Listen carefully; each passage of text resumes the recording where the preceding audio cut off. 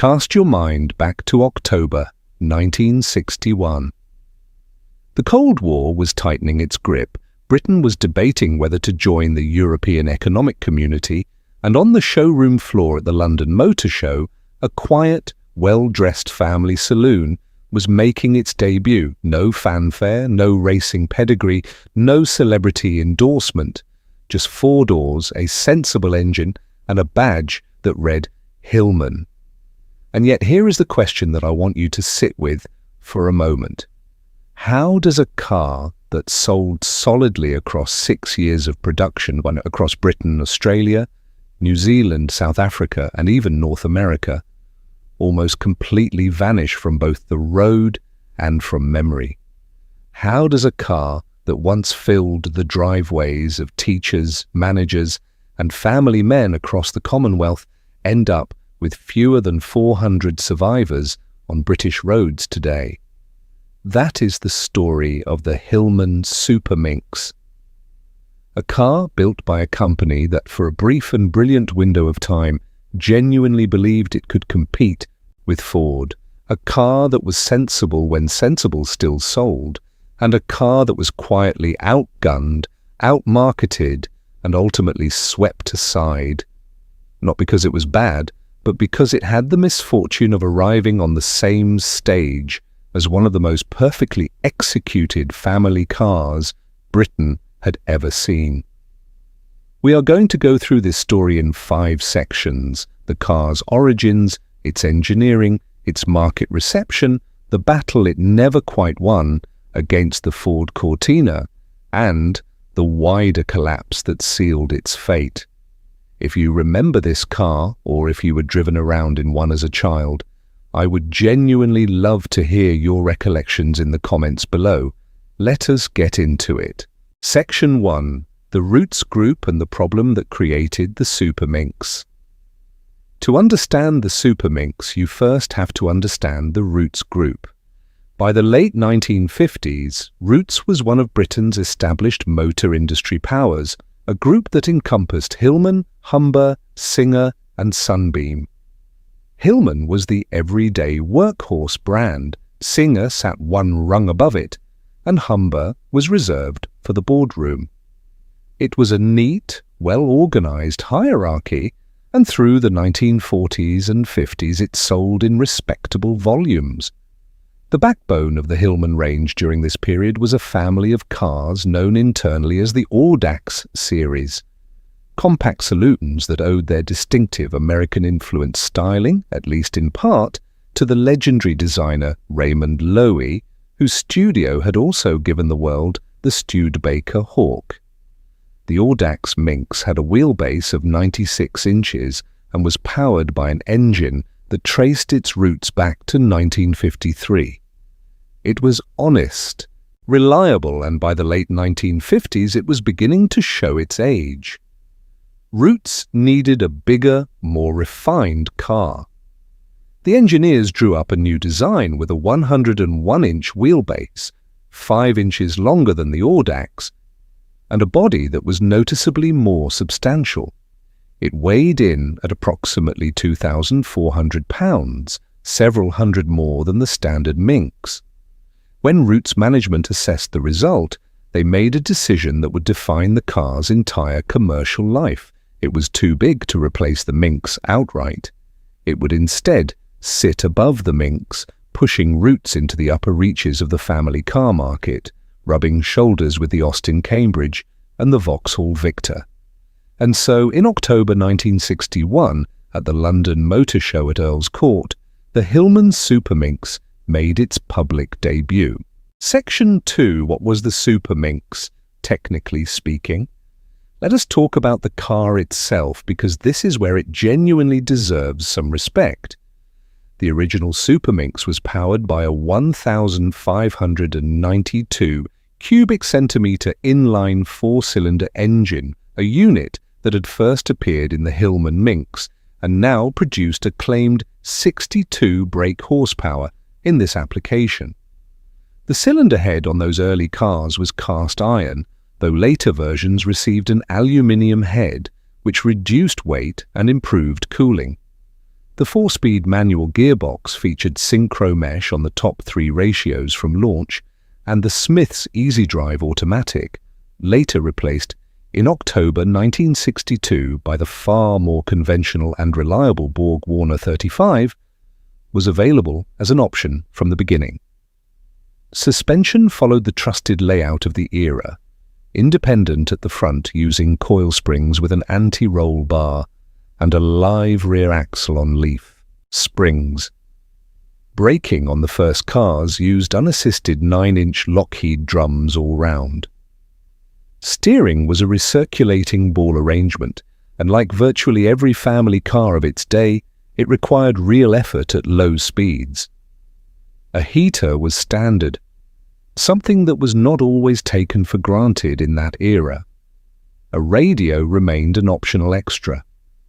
When the Motor magazine tested a Super Minx in 1962, it recorded a top speed of 80 miles per hour and a 0 to 60 time of 21.6 seconds. Fuel consumption on the test came in at 27.9 miles per imperial gallon. The test car, including taxes, was priced at £854, which placed it at a shade less than the recently updated Austin Cambridge A60. In October 1962, the Mark II arrived with larger front disc brakes, a meaningful safety improvement, and a revised final drive ratio. The Smith's Easy Drive automatic was dropped in favor of the Borg-Warner unit on automatic-equipped cars. September 1964 brought the Mark III, which most enthusiasts regard as the most attractive version of the car. The panoramic wraparound rear window of the original was replaced by a cleaner 6-light arrangement with a flatter roofline and taller side glass. The interior was tidied up, and while the engine remained the 1,592 cubic centimeter unit, a recalibrated carburetor brought modest improvements in efficiency. Then, in October 1965 at the London Motor Show, came the Mark IV, and with it the most significant mechanical change of the Super Minx's life. Engine capacity was increased to 1,725 cubic centimeters, delivering 65 brake horsepower and a top speed that inched toward 90 miles per hour. This engine was genuinely competitive in its class. It would go on to power the Hillman Hunter, the Singer Vogue, and various other Arrow platform derivatives well into the 1970s. Through its life, the Super Minx was also offered in estate form, launched in May 1962, and in a 2-door convertible version from June of that same year. The convertible never found much of an audience, and the last one was built in June 1964. It remains today extraordinarily rare. Section 3. The badge engineering strategy and the wider platform. Family one of Route's great strengths, and, some would argue, one of its strategic weaknesses, was its mastery of badge engineering. The Super Minx did not exist alone. It sat at the foundation of an entire platform family, each car differentiated by trim, price, and marketing language. At the entry level sat the Hillman itself. One step up was the Singer Vogue, announced a full 4 months before the Hillman in July 1961 and aimed squarely at the professional class. The Singer came with quad headlights, leather upholstery, a bird walnut dashboard, and that particular combination of understated luxury that the British middle class found irresistible. Production of all Singer Vogue variants across the series ran to somewhere in the region of 49,000 units, a respectable achievement for an upmarket saloon in that era. Then in 1963 came the Humber Sceptre. Originally conceived as a sporty 4-door to replace the Sunbeam Rapier, the Sceptre was redirected to the Humber banner shortly before launch. It featured servo-assisted 10-inch front disc brakes, a higher-tuned version of the 1,592 cubic centimetre engine producing 80 brake horsepower, a tachometer as standard, and a self-cancelling overdrive unit on third and fourth gears, giving the driver, in effect, 6 forward ratios. The Sceptre kept the original Super Minx roofline with its panoramic rear screen throughout its production life, which gave it a distinctly period character long after the Hillman and Singer had moved to the more modern 6-light arrangement. When you add together the Hillman Super Minx, the Singer Vogue, and the Humber Sceptre, across saloon, estate, and convertible body styles, across all 4 series, and across export markets in Australia, New Zealand, South Africa, and North America, you understand how this one platform underpinned a very significant slice of Roote's output throughout the first half of the 1960s. Section 4, the Ford Cortina problem, a car that changed everything. And then Ford arrived, or rather, Ford had always been there. But in September 1962, almost exactly a year after the Super Minx's debut, Ford of Britain launched the Consul Cortina at the London Motor Show, and nothing in the family car market was quite the same again. The Cortina had been developed under the internal code name Project Archbishop. It had been designed and engineered in just 21 months. A record for the industry at that time. It was lighter than the Super Minx, it was simpler, it was aggressively priced. The basic Cortina 1200 launched at £639, and by 1965 the Cortina 1500 Super, which competed most directly with the Hillman, was priced at just £714. That was more than £140 less than the equivalent Hillman. Ford sold 60,000 Cortinas in its first 3 months. Think about that for a moment. Not 60,000 in its first year, 60,000 in the first 3 months.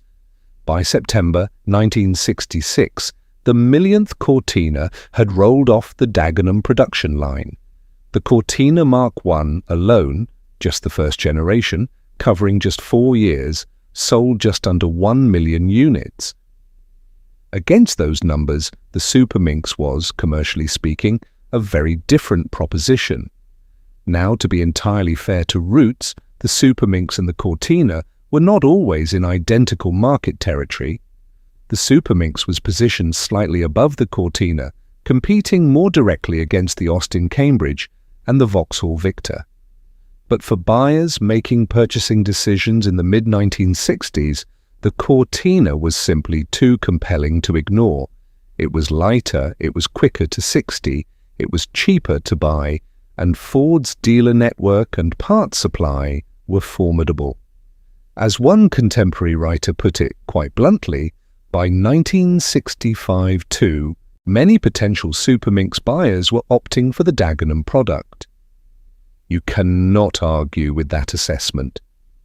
The Super Minx's strengths, its interior space, its comparative refinement, its solidity, were real. Owners who lived with the car found it durable and practical.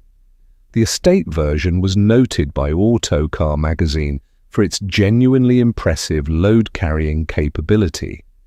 But in the showroom, at the moment of decision, the Cortina's price and its modern image won the argument.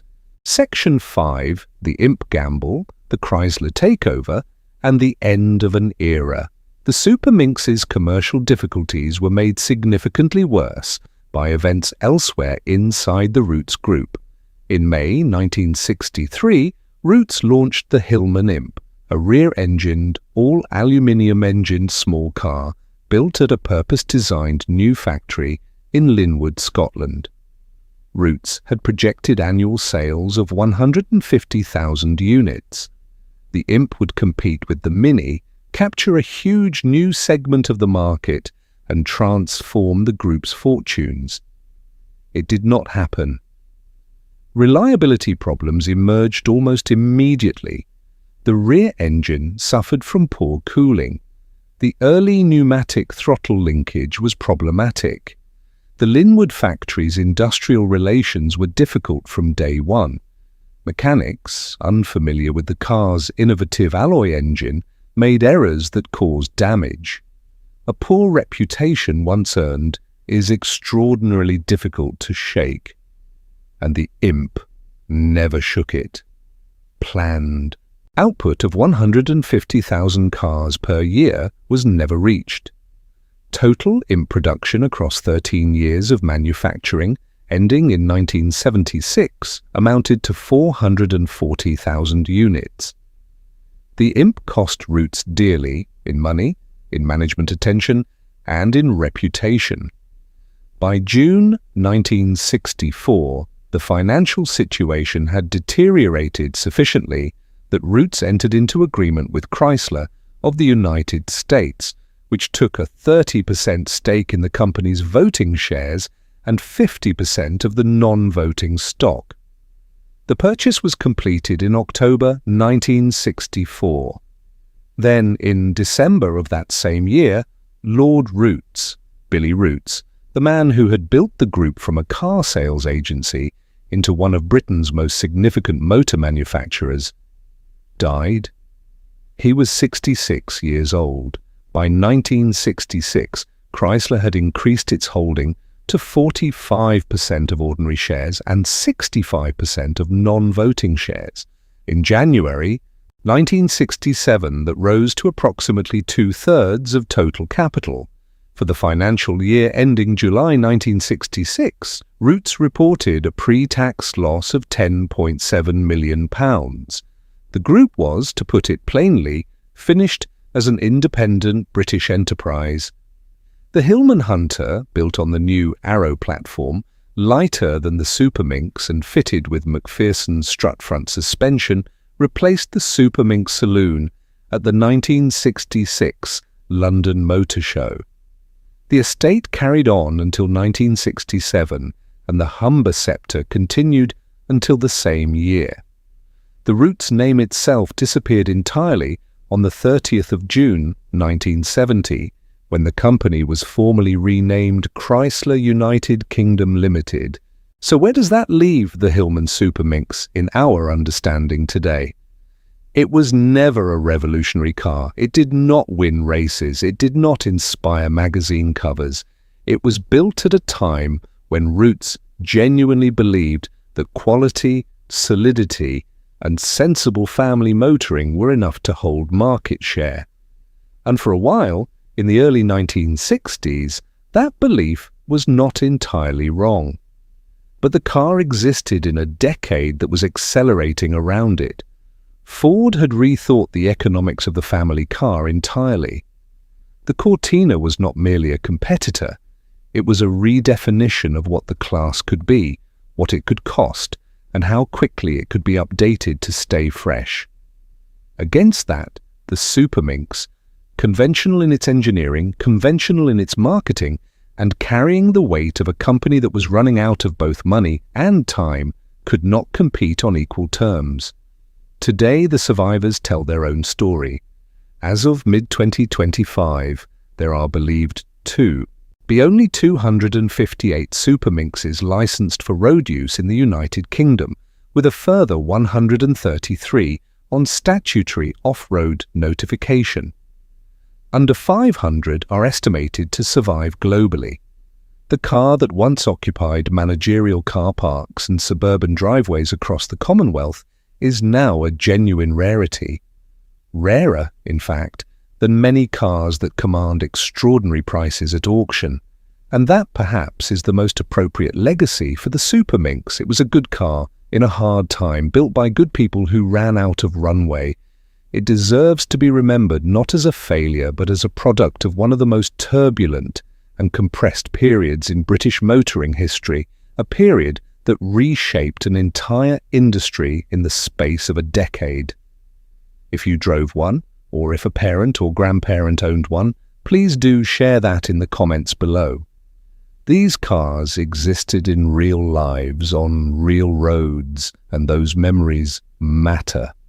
And if you are watching this for the first time, and thank you, Genuinely, this channel exists because of people who care about getting the history right. And I do not take that for granted. If you found this useful or interesting, a like and a subscription would mean a great deal. There is a great deal more to come. Until next time, to look after the old cars.